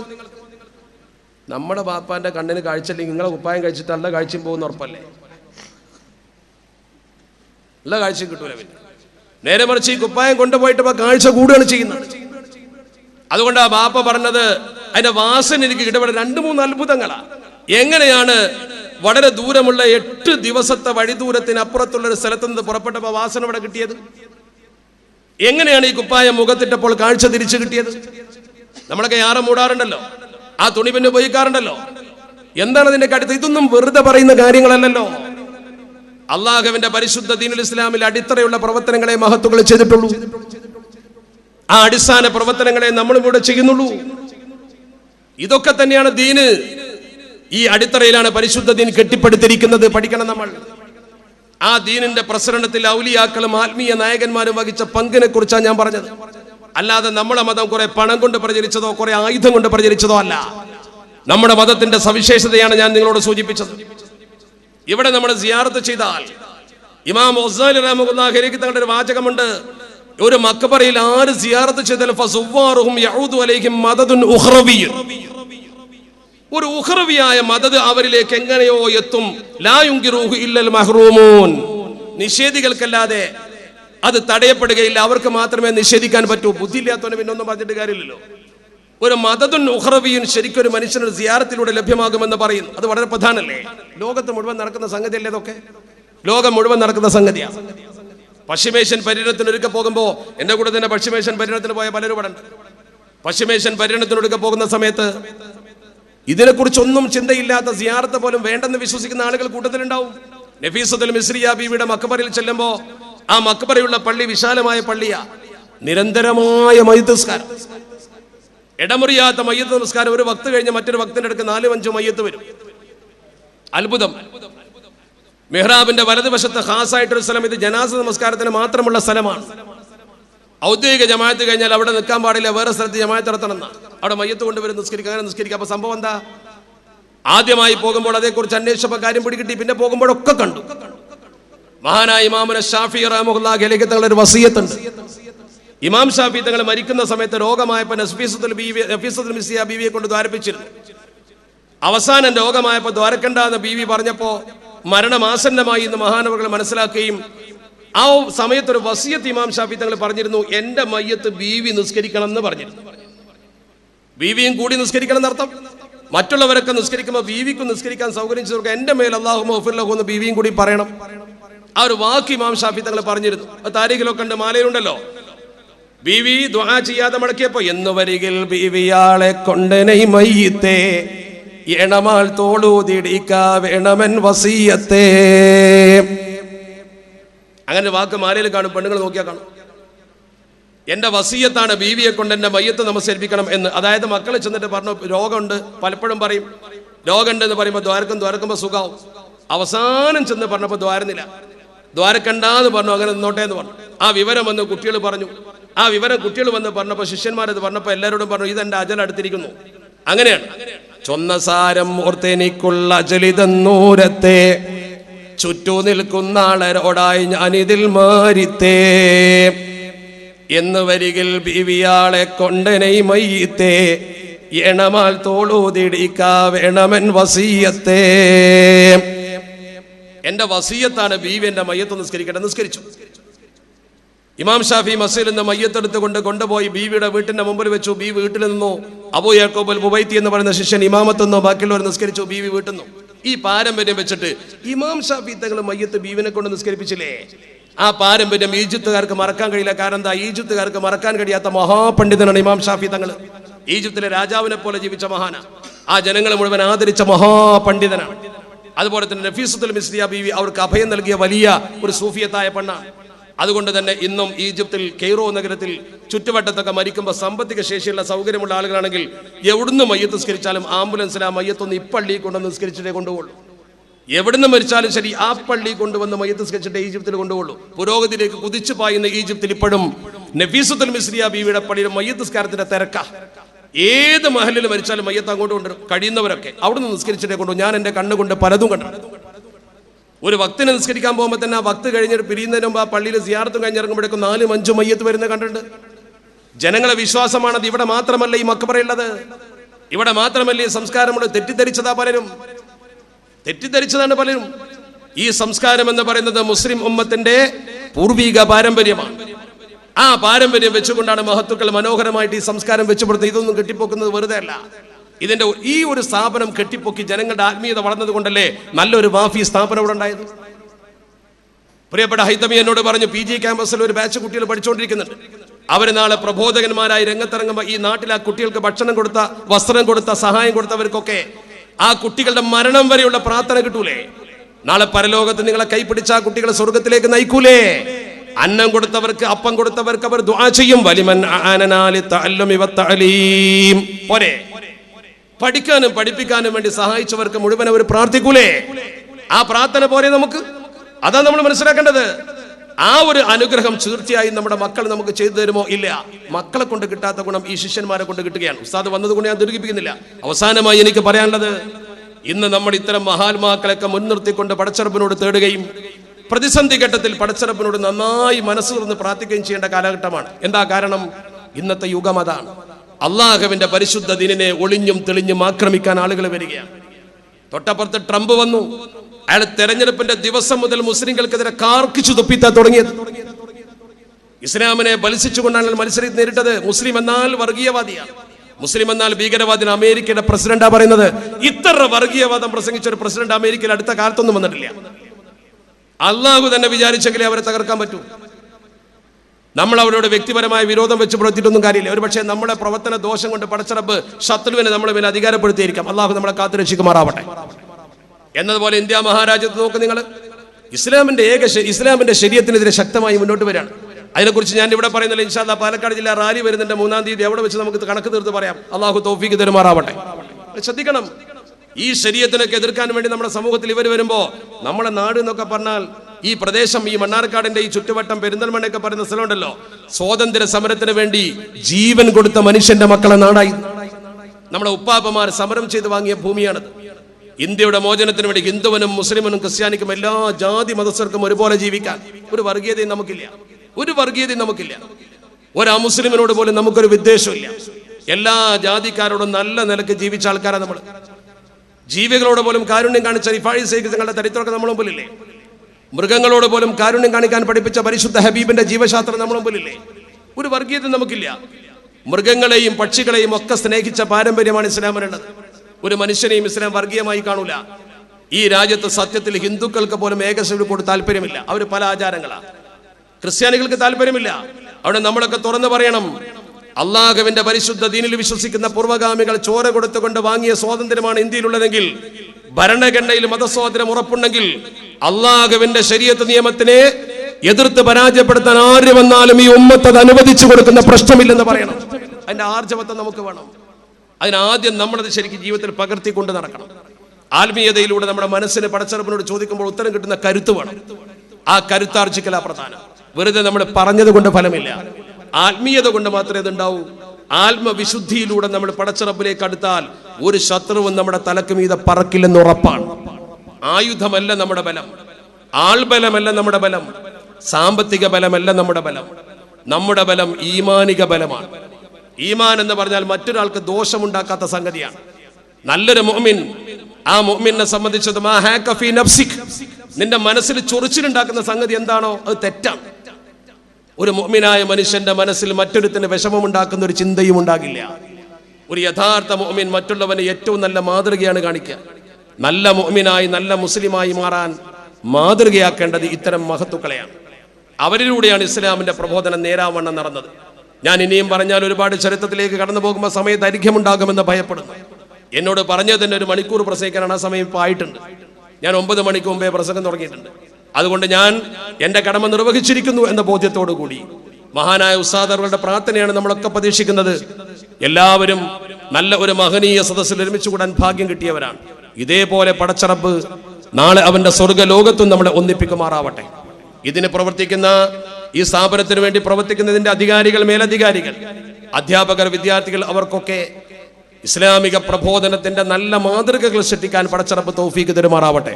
ഈ സ്ഥാപനത്തെ അള്ളാഹു പുരോഗതിയിലേക്ക് നയിക്കുമാറാവട്ടെ. വേദിയിലിരിക്കുന്ന ബഹുമാനപ്പെട്ട ഉസ്താദുമാർ, പ്രത്യേകിച്ച് നമുക്ക് ദുആക്ക് നേതൃത്വം കൊടുക്കുന്ന ബഹുമാനപ്പെട്ട ഉസ്താദവർകൾ, നമ്മൾ മഹാന്മാരെ കൊണ്ടുവന്ന് ദുആ ചെയ്യുന്നത് തന്നെ ഇതിന്റെ ഒരു പാരമ്പര്യമാണ്. നല്ലവർ, നമ്മുടെ സമൂഹത്തിൽ അള്ളാഹുവിലേക്ക് നമ്മളെ അടുപ്പിക്കുന്ന മനസ്സുള്ളവർ നമുക്ക് വേണ്ടി ദുആ ചെയ്യുമ്പോൾ നമുക്കൊരു ആത്മീയാനുഭൂതി ഉണ്ടാവും. ആ മഹത്തുക്കൾ നമുക്ക് നേതൃത്വം കൊടുക്കാൻ ദീർഘകാലം വേണമെന്നൊരു ആഗ്രഹം നമുക്കുണ്ട്. അള്ളാഹു അവർക്കൊക്കെ ദീർഘായുസ്സും ആഫിയത്തും കൊടുക്കുമാറാവട്ടെ എന്ന ഹൃദയ നിർഭരമായ പ്രാർത്ഥനയോടുകൂടി ഞാൻ എൻ്റെ വാക്കുകൾക്ക് വിരാമമിടുന്നു. വആഖിറു ദഅവാന അനിൽ ഹംദുലില്ലാഹി റബ്ബിൽ ആലമീൻ. അസ്സലാമു അലൈക്കും വറഹ്മത്തുള്ളാഹി വബറകാതുഹു.